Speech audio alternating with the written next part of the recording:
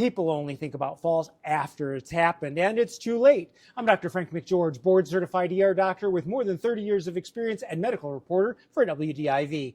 Ideally, as we age, everyone should think about falls, and predicting who's at risk for falls is very easy, and it doesn't require anything more than a timer. First test, the single leg balance test. All you do is time how long you can stand on one foot with your hands on your hips.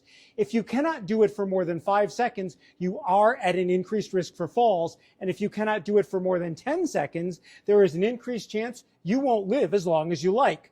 Now, the next test is called the 30-second chair stand. For this test, all you do is get up from a seated position as many times as you can in 30 seconds without using your arms or hands. Now, the acceptable number of times actually goes down as we age. In our 60s, 12 to 14 times is acceptable. In our 70s, 11 to 12 times is acceptable. And in our 80s, 8 to 10 times is acceptable. If your number is below acceptable, you are at an increased risk for falls. Now, the final test that I'm going to suggest is called the timed up and go test. You're going to need to measure 3 meters from your chair. Now, in this test, you can use any walking assistive device or your arms and hands.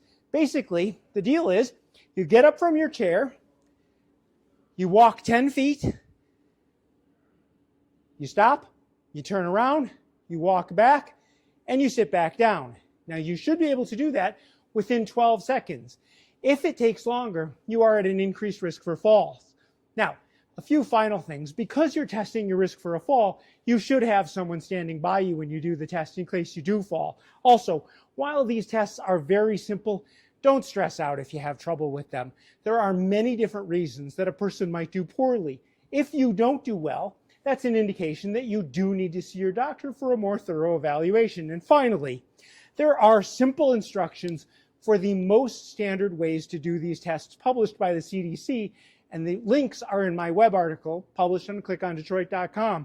But there are lots of variations of these tests that people do that are just as good.